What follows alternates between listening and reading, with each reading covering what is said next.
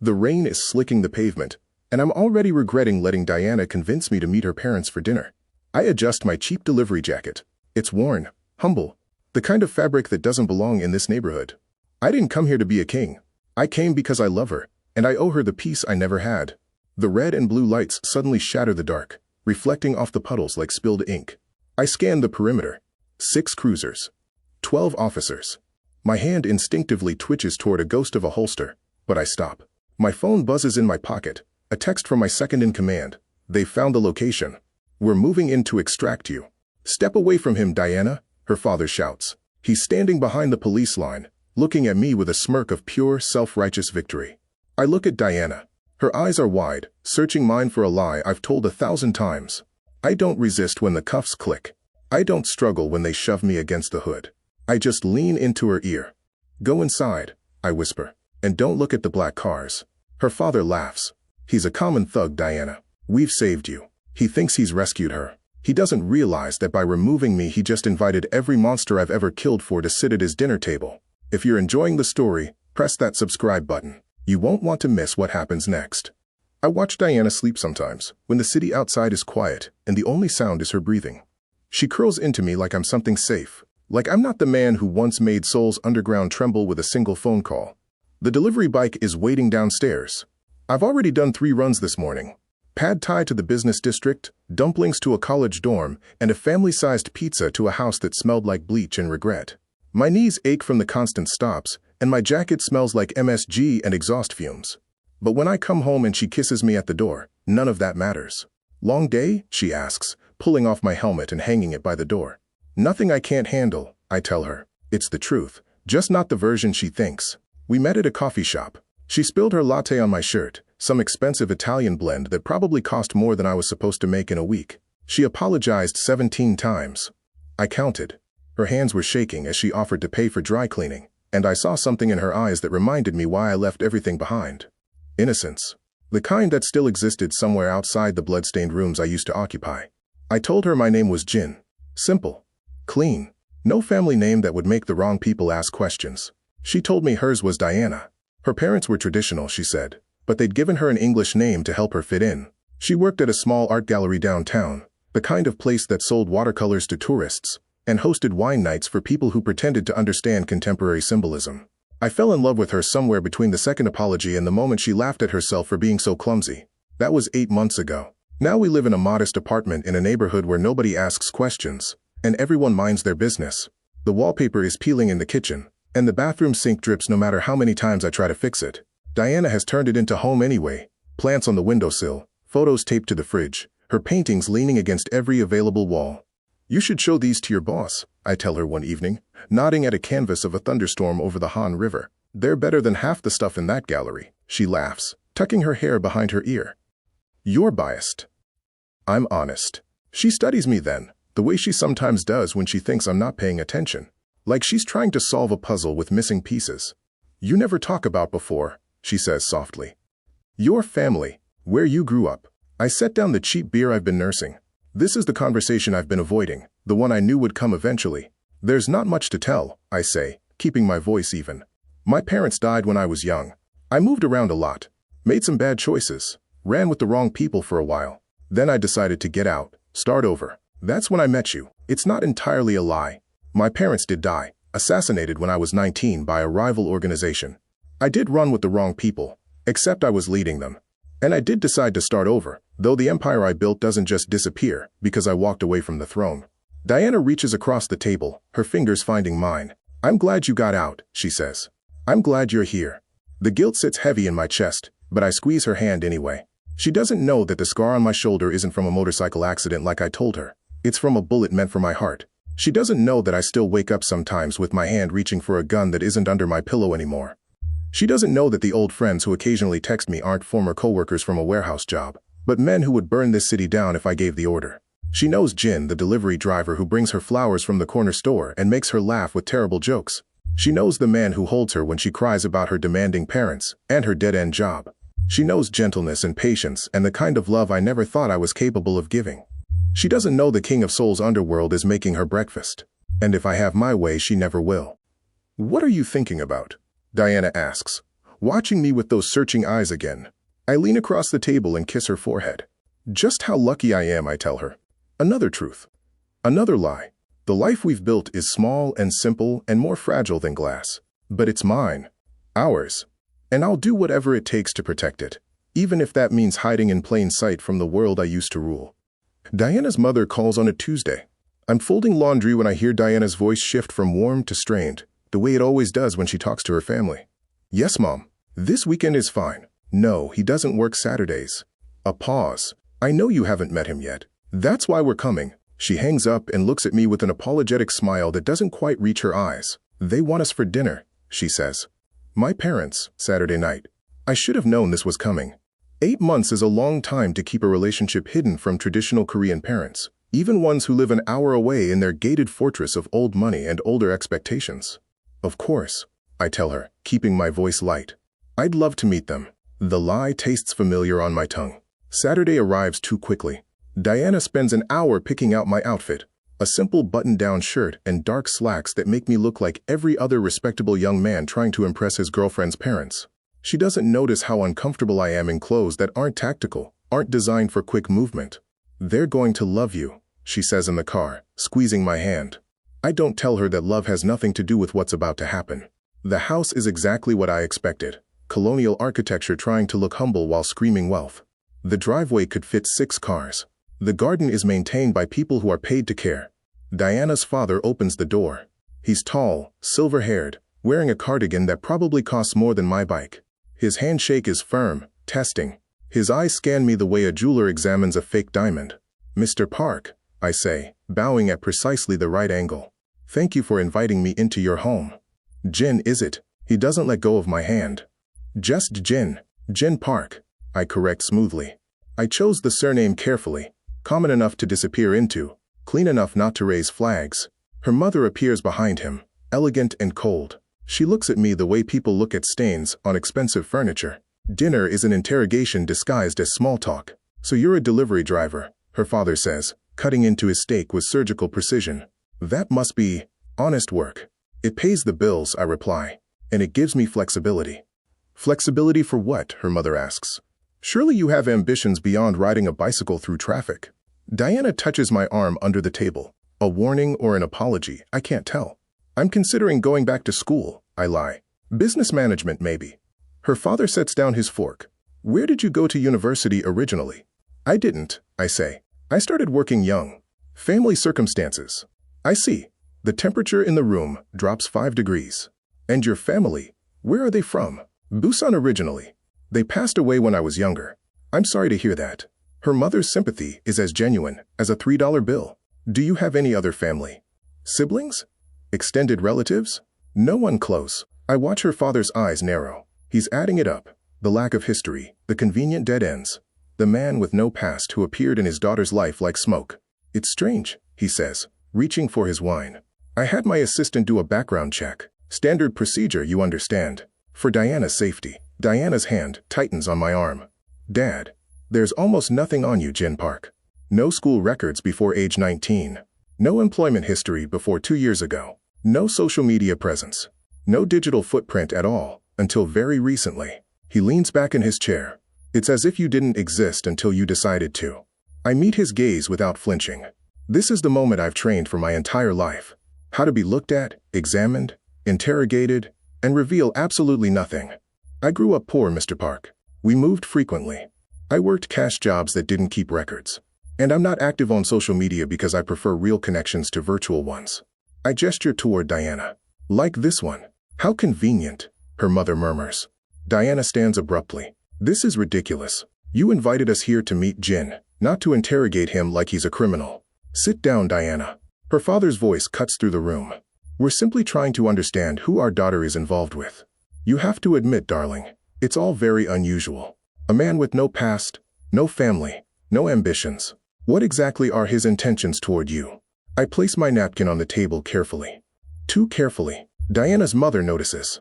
She's watching me like I'm an animal that might bite. My intentions, I say slowly, are to make your daughter happy. That's all that should matter. That's all that matters to you, perhaps, her father replies. But we're her parents. We've worked hard to give her a good life, opportunities, security. We won't stand by while some mysterious stranger with a fabricated background. Dad, stop it! Diana's voice cracks, but her father doesn't stop. He's standing now, and there's something in his posture that tells me he's already made his decision. I was convicted before I walked through the door. There's something you're hiding, he says. I can see it in the way you carry yourself. Too still. Too controlled. Like you're always calculating. He points at me. That's not the behavior of a delivery driver. That's the behavior of someone dangerous. For just a second, I let him see it. The real me, the one who could have this entire house cleared in under 3 minutes. Then I bury it again beneath Jin's gentle smile. I think we should go, I say quietly, standing and helping Diana with her chair. Her father's laugh is sharp. Running away? How predictable. I turn at the door. I'm leaving because your daughter is upset, and that matters more to me than defending myself to people who've already decided what they think. Diana's crying in the car. I drive in silence, my hand steady on the wheel even as her world cracks apart. Her phone buzzes. A text from her father. We're looking into him further. For your own good. I see it over her shoulder. And I know the clock just started counting down. The investigator her father hires is good. Not great, but good enough to find the shadows I left behind. His name is Kim Tae-sung, former police detective turned private contractor. He has a reputation for being thorough and discreet, the kind of man rich families hire when they want problems solved quietly. I know this because my second-in-command, Yoon, tells me 3 days after the dinner. He's been asking questions in Busan, Yeon says over the encrypted phone line. I keep hidden in a false bottom of my toolbox. Showing your photo to old contacts, police stations, municipal buildings. I'm standing on the apartment balcony, watching Diana through the window as she paints. She's been quiet since dinner, withdrawn. The distance between us is growing, and there's nothing I can do to stop it without telling her everything. Let him look, I say quietly. He won't find anything that matters. Boss. Yeon stops himself. He doesn't call me that anymore, not since I walked away. Jin. He's good. He found the records we scrubbed. The ones from before. My hand tightens on the railing.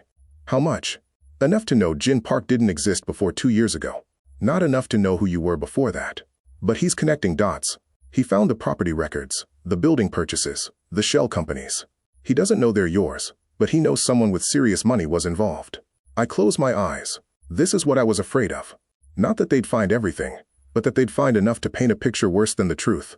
And the surveillance photos? I ask, though I already know the answer. From 3 years ago. You were meeting with the Yakuza representative about the port territories. The photo is grainy, taken from across the street, but it's definitely you. He also has images from the Gwangju summit. You're in the background of at least 4 shots with known organized crime figures. The Gwangju summit, where I brokered peace between 3 rival factions and prevented a war that would have killed hundreds. But the investigator doesn't know that. All he sees is a man in expensive clothes standing next to criminals. What about the money? I ask. Bank transfers. Large deposits appearing every month in accounts tied to your current identity. No clear employer on record. The investigator thinks you're being paid off for something. Protection money, maybe. Or that you're running a side operation. The deposits are from legitimate investments I made before I left. Property holdings, business shares, carefully laundered through enough layers that they should have been invisible.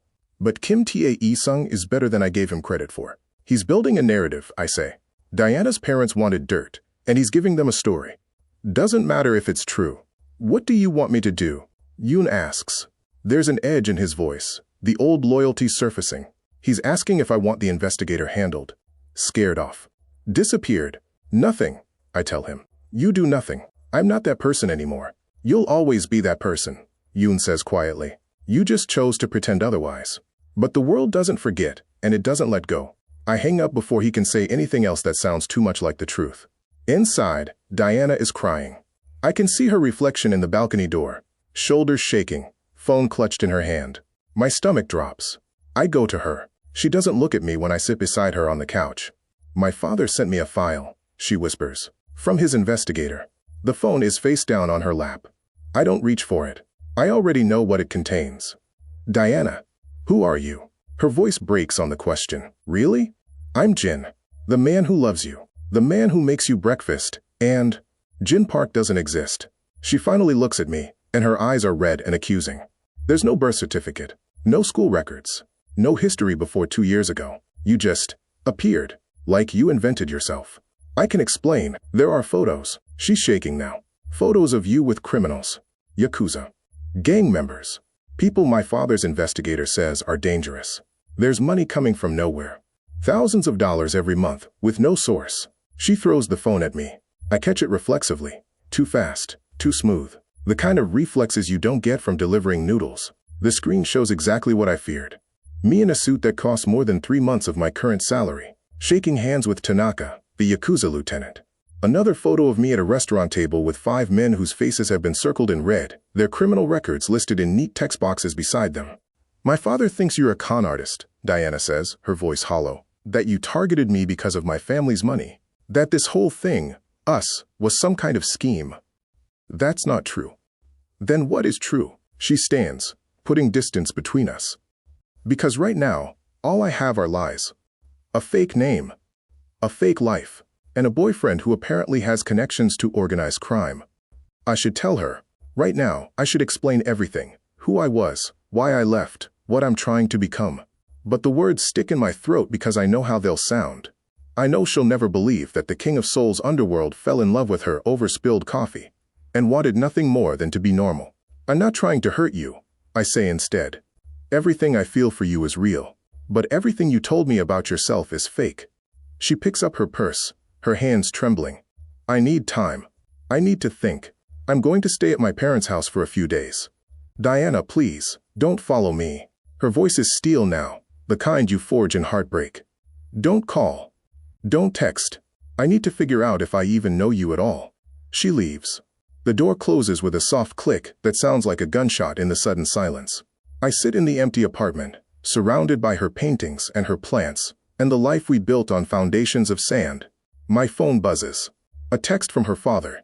Stay away from my daughter. This isn't over. I delete it. But I know he's right. This is just beginning. The call comes at 4:47 a.m. on a Thursday. I'm not sleeping. Haven't slept properly in the 3 days since Diana left. I'm sitting in the dark apartment, drinking coffee that's gone cold, when my phone lights up with Yoon's number. They're moving tonight, he says without preamble. Her father went to the police. Filed a report claiming you're involved in organized crime, money laundering, possibly identity theft. They're getting a warrant. I should feel something. Anger, betrayal, fear. Instead, there's just a hollow acceptance. This was always going to happen. The moment I chose to love her, I chose this ending. How long do I have? I ask. 2 hours, maybe 3. I can have a car there in 15 minutes. We can get you across the border before sunrise. New identity, new city. You disappear, and this goes away. I look around the apartment. Diana's coffee mug still sits on the counter, lipstick stain on the rim. Her jacket hangs by the door. A half-finished painting of the two of us leans against the wall. She was going to give it to me for my birthday next month. No, I say quietly. No running. Jin, I'm done running, Yeon. I ran from my old life into this one, and look where it got me. If I run now, I'm exactly what they think I am. You'll go to prison. They'll dig until they find everything. Your real name, your history, everything you've built, everything you protected, it all comes out. Then it comes out. I'm surprised by how calm I sound. Maybe it's time.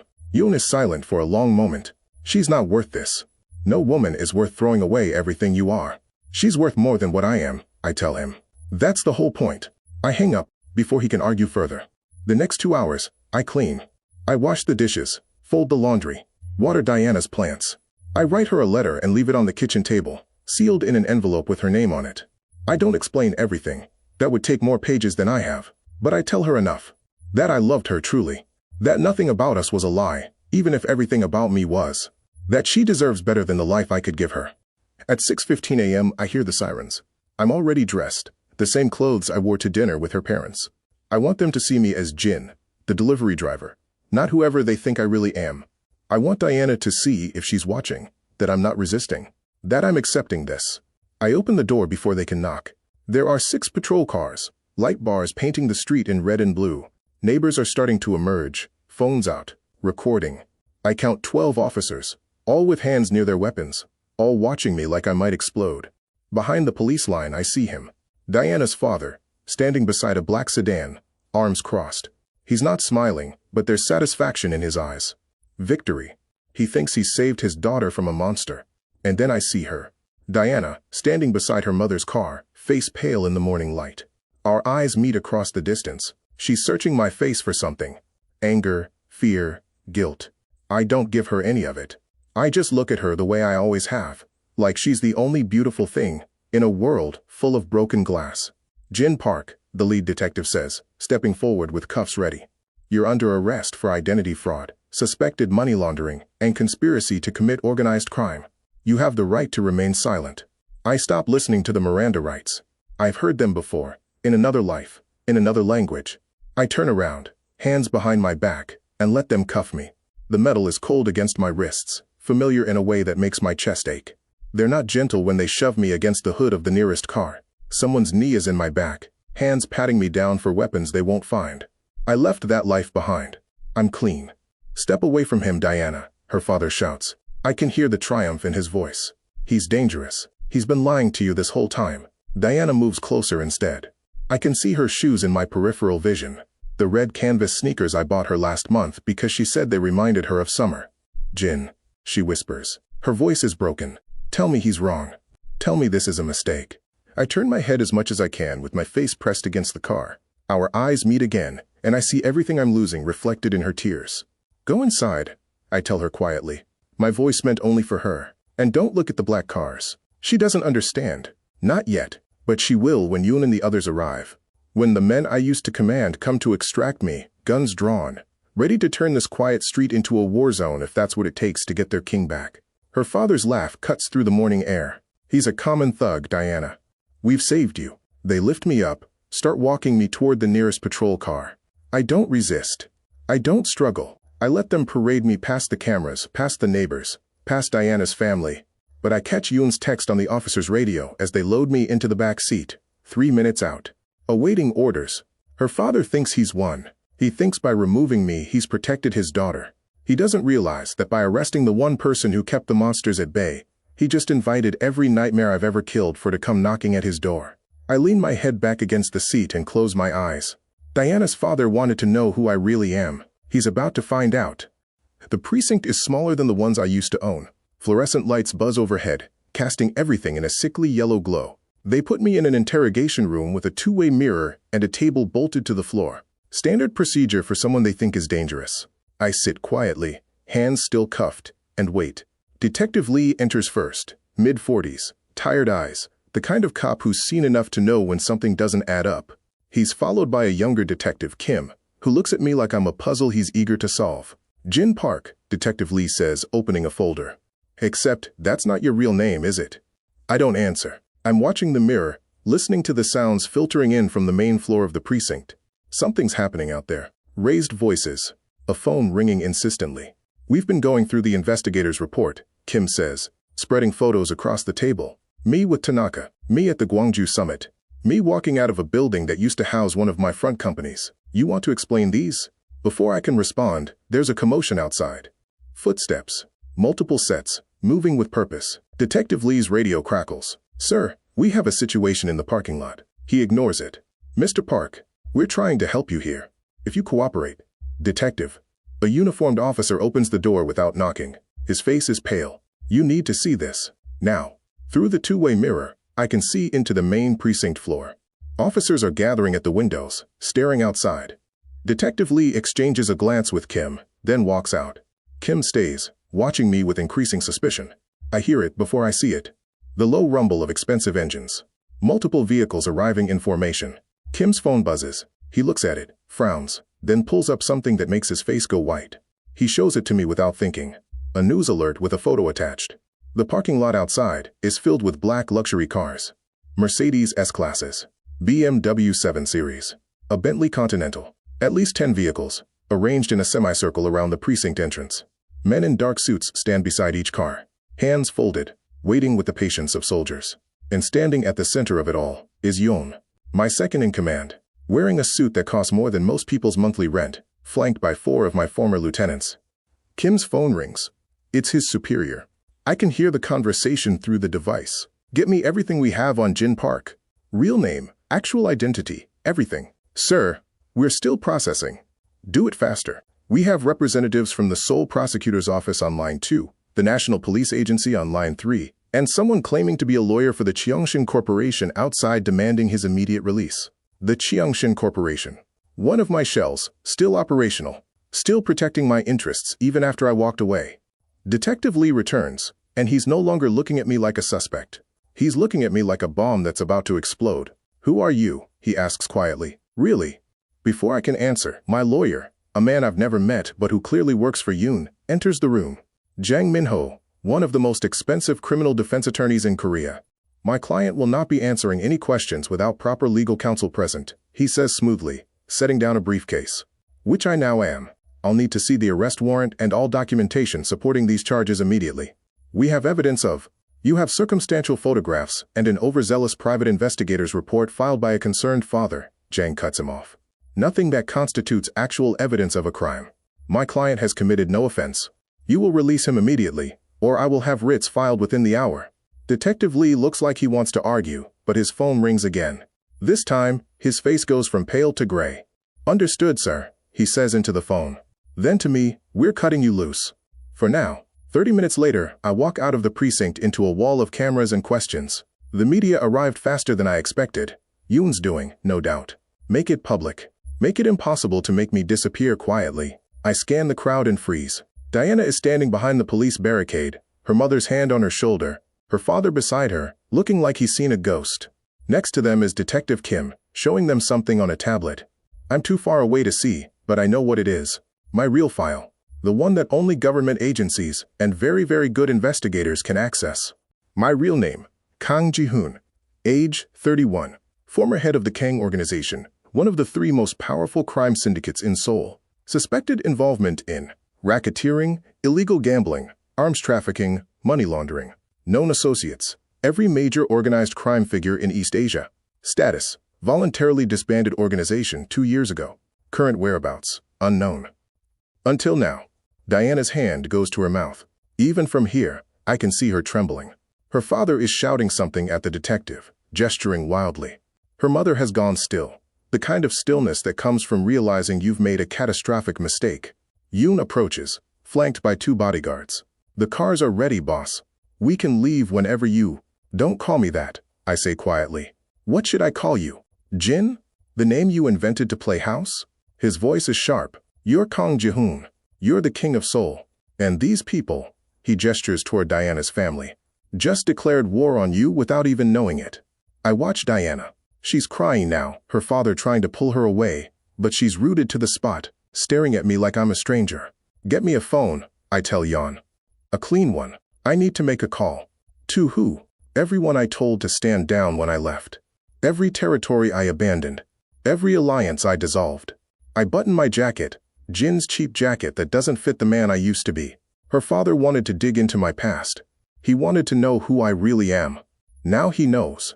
And now he's going to learn what happens when you arrest the only person keeping the wolves from the door. Yoon smiles. It's not a pleasant expression. "Finally. Welcome back, boss." But I'm not looking at him. I'm looking at Diana, watching her world shatter as she realizes the man she loved never existed at all. The first threat arrives the morning after my release. A black envelope slipped under Diana's apartment door while she's staying at her parents' house. The building's security footage shows a teenager on a bicycle. Paid cash, no questions asked, untraceable. Inside is a single photograph. Diana leaving the art gallery where she works, unaware of the camera, unaware of the crosshairs superimposed over her image. Yoon brings it to me at the safe house. "It's the Cheongsu gang," he says. "They're making a play for your old territory in Itaewon. They think if they remove you, the vacuum opens up again." I stare at the photo. Diana's smiling in it, probably laughing at something a coworker said. She looks so impossibly innocent, so far removed from the world that's now circling her like sharks scenting blood. "How many others?" I ask. 3 so far. The Russians sent flowers to her gallery with a card that said, "Our condolences for your loss. They're assuming you'll end up dead." The Tanaka group sent a fruit basket to her parents' house. And someone, we're not sure who yet, sent her mother a pamphlet for funeral services. They're not subtle. They don't need to be. You made yourself vulnerable when you fell in love.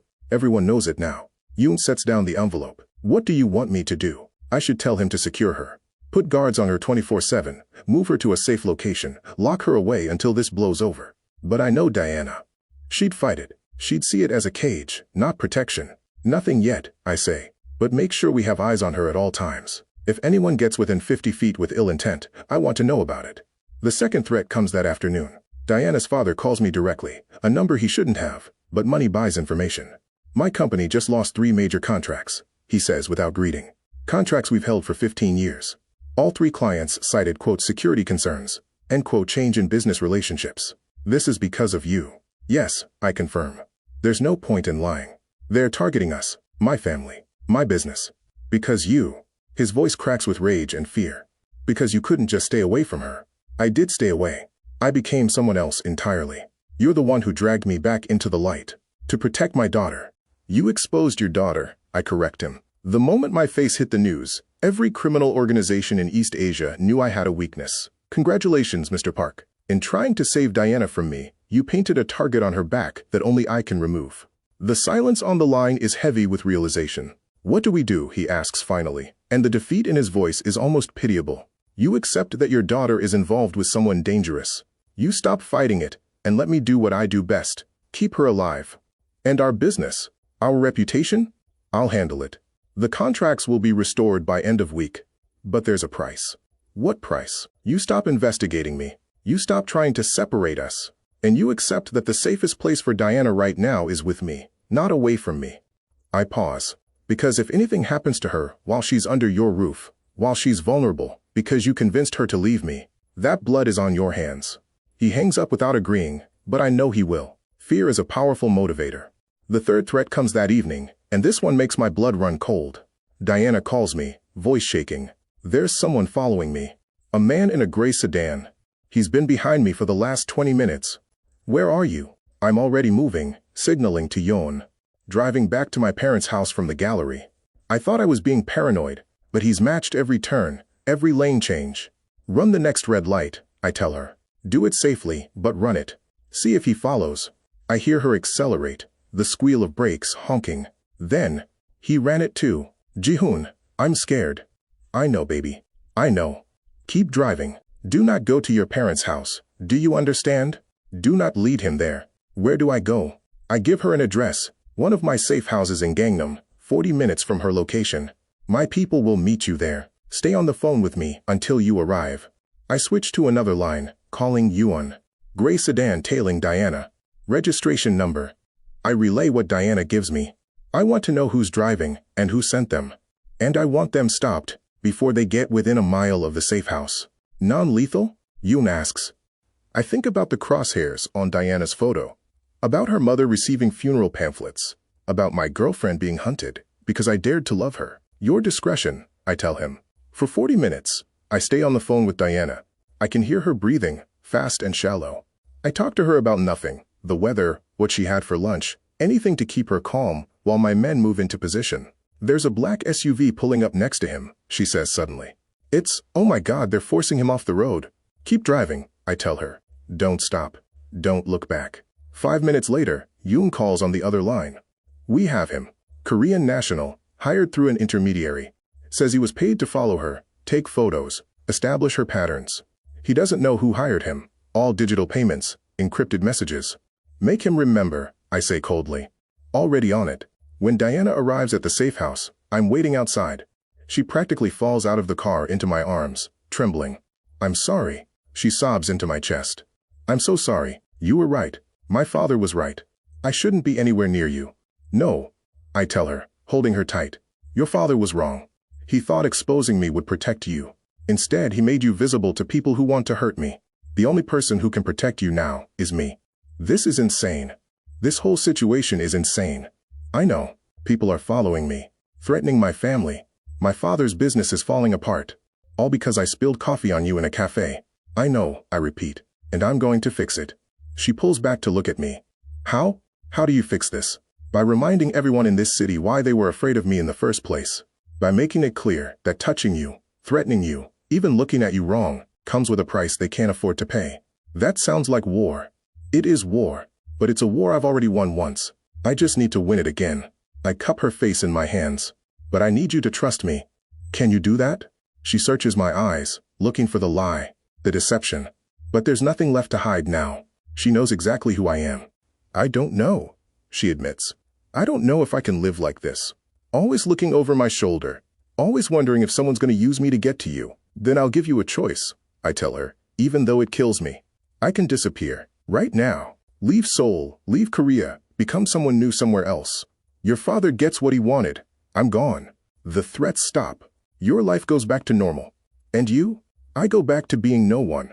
Just another face, in another city. Alone. The word hangs between us like a blade. Diana's quiet for a long time, tears streaming down her face. When she finally speaks, her voice is barely a whisper. I need time. To think. To figure out if I'm strong enough for this. Take all the time you need, I tell her. But take it here, where I know you're safe. She nods, and I lead her inside, knowing that this might be the last time I hold her. Knowing that love, no matter how real, sometimes isn't enough to survive the weight of truth. My phone buzzes. A message from the interrogation team. Subject, talked. Contract came from the Zhao family in Hong Kong. They're testing your defenses. I delete the message and look at Diana, curled on the couch, exhausted and terrified and caught in a life she never asked for. Her father wanted to know who I really am. Now his daughter is paying the price for that curiosity. And somewhere in the city, my enemies are learning that the king's weakness is also his greatest strength. Because there's nothing more dangerous than a man with something to lose. The phone Yoon hands me is encrypted, untraceable, and feels heavier than it should. I haven't held one of these in 2 years. My thumb hovers over the contact list. Names I swore I'd never call again. Numbers that connect to men who kill for a living and call it business. The car is waiting, Yoon says, but I shake my head. Not yet. I need 5 minutes. He understands. He always does. He clears the space around me, his men forming a perimeter that keeps the cameras back, the police at bay, and Diana's family at a distance I can feel but not bridge. I dial the first number. It rings twice. I thought you were dead, a voice answers in Japanese. Tanaka, the same man from the surveillance photo, the Yakuza lieutenant I brokered peace with 3 years ago. I was trying to be, I reply in the same language. Plans changed. I saw the news. Your face is everywhere. The King of Seoul, arrested like a common criminal. He laughs, but there's no humor in it. What do you need? Information. The Park family, wealthy, connected, living in the Gangnam district. I need to know everything. Business holdings, debts, who they owe favors to, where they're vulnerable. You're going after your girlfriend's family? Tanaka sounds amused now. Love really does make men foolish. They made it personal when they involved the police. I'm just returning the courtesy. Consider it done. You'll have a full workup in 2 hours. He pauses. It's good to hear your voice again, Ji-hoon. The underworld has been too quiet without you. I hang up and dial the next number. Then the next. Each call is brief, professional, and ends with the same result. People mobilizing, networks activating. The machine I built 2 years ago roaring back to life with frightening efficiency. By the time I'm done, I have eyes on every property Diana's family owns, access to their financial records, and 3 different angles to apply pressure. I haven't threatened anyone. I haven't ordered violence. I've simply reminded people that the king didn't die. He was only sleeping. Yoon appears at my elbow. The media is getting aggressive. We should move. One more call, I tell him. This number isn't in the contact list. I dial it from memory. Diana's cell phone. It rings 4 times before she answers. Don't hang up, I say before she can speak. Silence, but she's still on the line. I know what you saw, I continue, watching her across the parking lot. She's pressed against her mother's car, phone to her ear, surrounded by her family but utterly alone. I know what they told you, and I know you think everything was a lie. Wasn't it? Her voice is small, broken. No, Jin Park might have been a fake name, but what I felt for you was real. What we built together was real. I didn't come to your coffee shop looking for a mark or a cover story. I came because I wanted coffee, and you spilled it on me, and I fell in love with the way you apologized. You're a criminal. She's crying now. You ran an organized crime syndicate. You've hurt people, killed people, probably. I don't deny it. We're past the point where lies would help.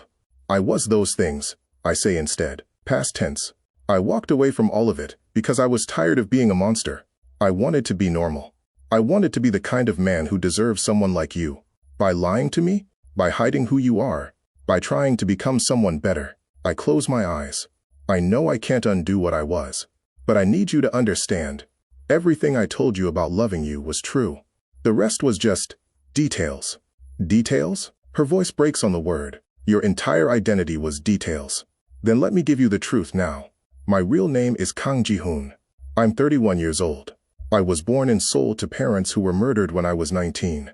I built an empire out of rage and grief, and I ruled it for 7 years before I realized I was becoming exactly what killed them. So I walked away. I disbanded everything, divided the territories peacefully, and I disappeared. Why? She whispers. Because I was tired of being feared. I wanted to be loved. And then I met you, and I realized what I'd been missing my whole life. Across the parking lot, her father is trying to take the phone from her. She turns away from him, punching over like she's protecting something fragile. What happens now? She asks. Now I fixed the mess your father created. He called the police on the one person who kept the underworld from noticing his family. That was unwise. Are you threatening my family? Ice enters her voice. I'm protecting them, whether they want it or not. Whether you want it or not. I watch Yoon signal that we need to leave. Your father dug into my past and found shadows. But shadows are dangerous when you drag them into the light. Every criminal I used to work with, every rival I used to hold back, they all just saw the news. They all know the king is back. And they all know I care about you. The implication hangs between us like a blade. So what? You're going to what? Intimidate my parents? Threaten them? I'm going to make sure they understand that the man they arrested, the man they tried to destroy, is the only reason their world stays safe. I signal to Yoon that I'm ready. I love you, Diana. I never lied about that. But love doesn't change what I am. It just gives me something worth protecting. Don't do this, she says. Whatever you're planning, it's already done. The calls are made. The wheels are turning. Your father wanted to know who I really am. Now he's going to learn. I hang up before she can argue. Yoon opens the car door, a black Mercedes with bulletproof glass and diplomatic plates. Inside there's a laptop open, screen showing security feeds, financial data, real-time updates from my network. The organization is ready, Yoon reports as we pull away from the precinct. Every lieutenant, every crew, every asset, we still have. They're waiting for orders. I look at the laptop. Diana's father's company information is already pulled up. Park Industries, a mid-sized import/export firm with government contracts and enough legitimate business to look clean. But I can see the cracks. The loans from questionable sources. The partners with connections to people I know. The foundation built on sand. I want a full audit of their business, I tell Yoon. Every contract, every partner, every transaction for the last 5 years. Find the weak points. And then we apply pressure. Not violence. Not threats. Just business. Remind them that in this city, nothing happens without someone's permission. And they just made an enemy of the wrong someone. Yoon grins. Welcome back, boss. But I don't feel like I'm back. I feel like I'm falling, and I can't tell if I'm heading toward redemption or damnation.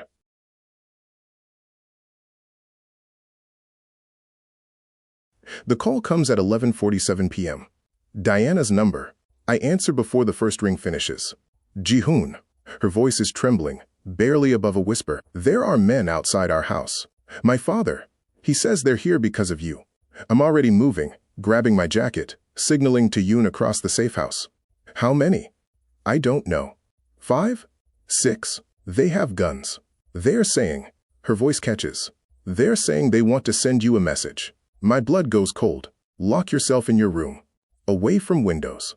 Don't come out until I get there. Ji-hoon, what's happening? Exactly what I warned would happen. Your father pulled me into the light, and now everything I kept in the dark knows where to find you. I hang up and turn to Yoon. The park house. Now, full mobilization. He doesn't ask questions. Within 90 seconds, we're in convoy. 3 vehicles, 12 men, enough firepower to start a small war. I'm in the lead car, checking the pistol I swore I'd never touch again.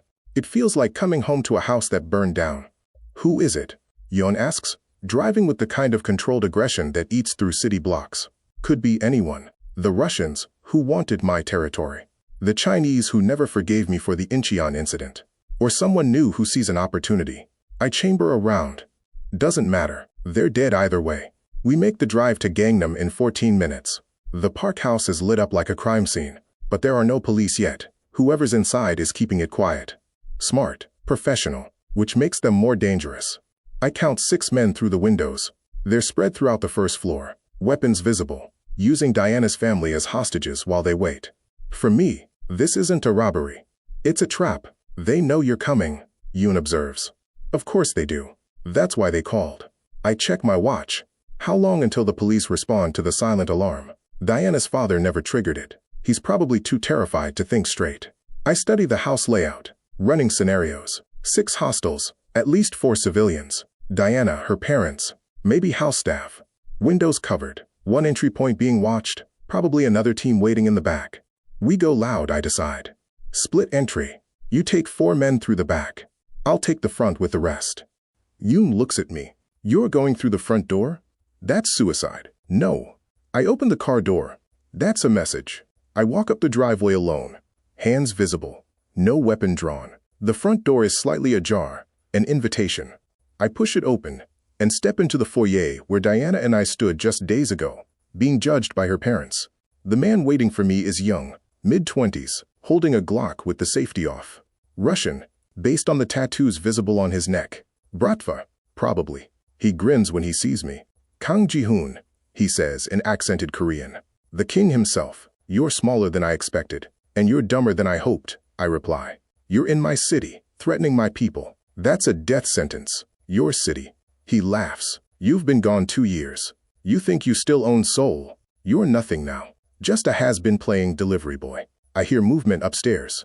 Diana, probably, listening to every word. Where's your boss? I ask calmly. Dead. You killed him 3 years ago. I'm here to return the favor. The Volkov family. I did kill their patriarch during the territorial disputes. Clean kill, face to face, because he tried to traffic children through my ports. I thought his organization dissolved after that. So this is revenge, I say. This is business. Your girlfriend's father put a target on your back when he exposed you. Now everyone knows the great Kang Ji-hoon has a weakness. We're just the first to exploit it. Behind him I can see Diana's father tied to a chair in the living room, blood running from his nose. Her mother is on the floor, hands bound. No sign of Diana. Good, she listened. Last chance, I tell the Russian. Walk away. Tell whoever sent you that this was a mistake. He raises the gun, pointing it at my chest. You're not in a position to negotiate. Then the lights go out. Yoon cutting the power from outside. The house plunges into darkness, and I'm already moving. I've walked this house before, memorized the layout during that disastrous dinner. I know every step, every corner. Gunfire erupts, wild panicked shooting in the dark. I'm not shooting back. Not yet. I hear Yoon's team breach the rear. Controlled bursts. Professional. Screams. Furniture breaking. The sounds of my old life coming back in full force. I find the Russian by the muzzle flash of his weapon. One shot. Knee, not fatal. He goes down screaming. I'm on him before he hits the ground. Gun to his temple. How many more? I ask. Go to hell. I press harder. How many more are coming for her? The lights flicker back on. Yoon's standing in the doorway. Weapon lowered. 6 down. House is clear. No casualties on our side. I look up. Diana's at the top of the stairs, frozen, staring down at the scene. At me, gun in hand, standing over a bleeding man in her parents' foyer. At Yoon and the others, dressed in tactical gear, weapons drawn. At her father, still tied to the chair, looking at me with something between terror and understanding. This is who I really am. Not Jin the delivery driver. Not the gentle man who made her breakfast. This is Kang Ji-hoon, the king of Seoul, surrounded by violence and bodies, and the machinery of war won. Thought I'd dismantled. Diana, I start, but she's already shaking her head. You brought this here, she whispers. You brought these people to my home. I brought the solution, I correct her. These people came because your father exposed me. I came because I promised to protect you. Her father speaks for the first time, voice raw. You said you weren't dangerous. You said you just wanted a normal life. I holster my weapon and cut his restraints. I said I wanted to be normal. There's a difference. But your family made that impossible when you decided to dig into my past. So this is our fault? Diana's mother's voice is shrill with shock. This is reality, I tell her. I walked away from this world to protect people like you from knowing it exists. But you dragged me back into it. You called the police. You exposed me. You made me visible again. I gestured to the unconscious Russians being zip-tied by my men. This is what visibility looks like in my world. Diana descends the stairs slowly, like she's approaching a wild animal. When she reaches the bottom, she looks at me, really looks at me, for the first time since the arrest. Who are you? She asks again.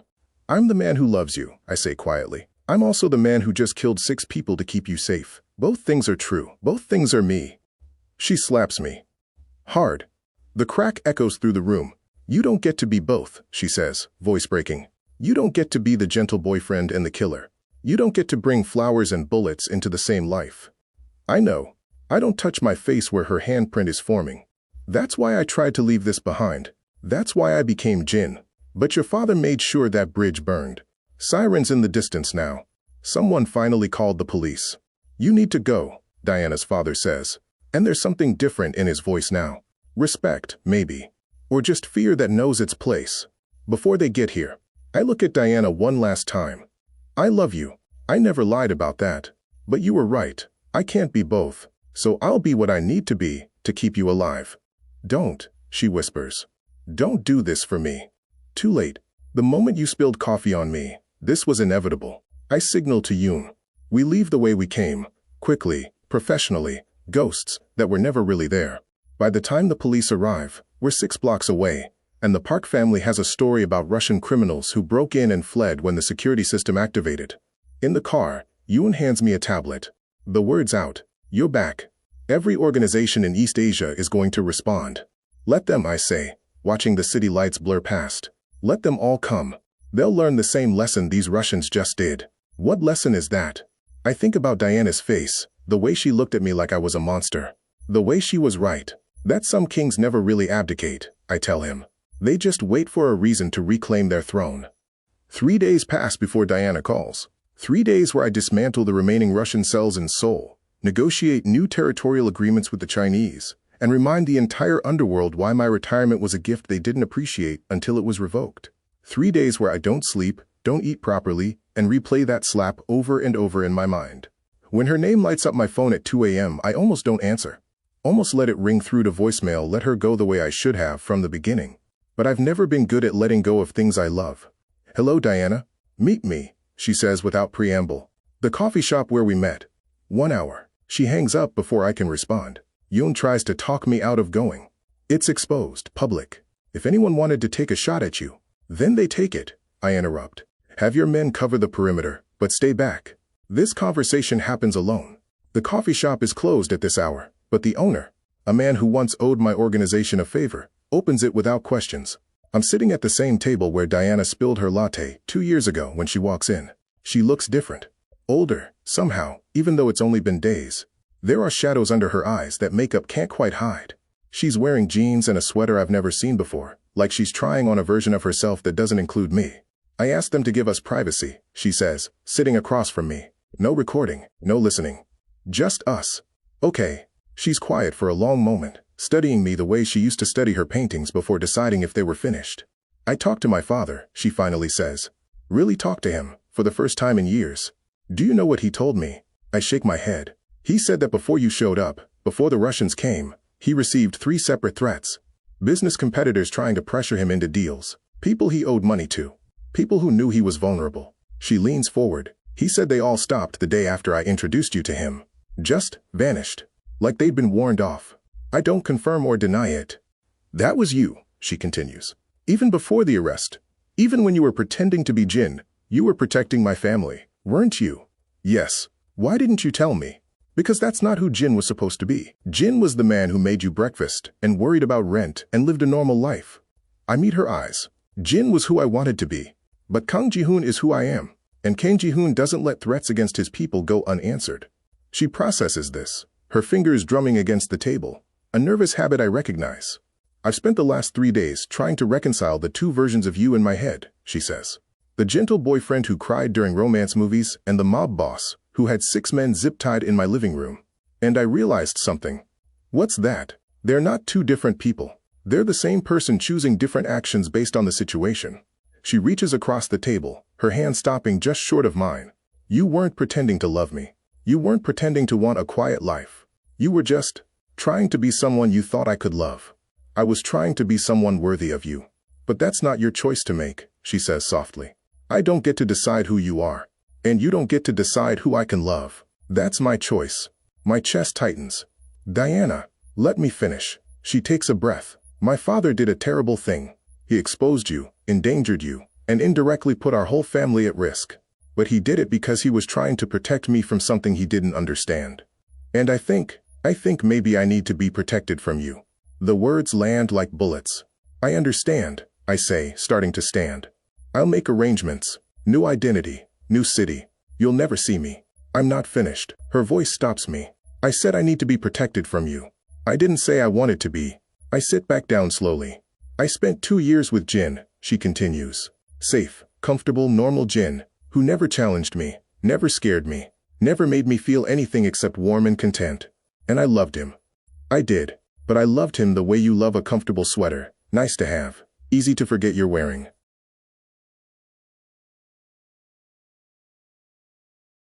She finally closes the distance, her hand covering mine. These last few days, I've been terrified. Angry. Betrayed. I felt more emotions than I felt in 2 years of safe, normal Jin. And somewhere in all of that, I realized something else. Her eyes are wet now. I don't want comfortable. I don't want safe. I want real. Even if real is complicated and dangerous, and comes with armed guards and rival gangs. You don't know what you're asking for. Don't I?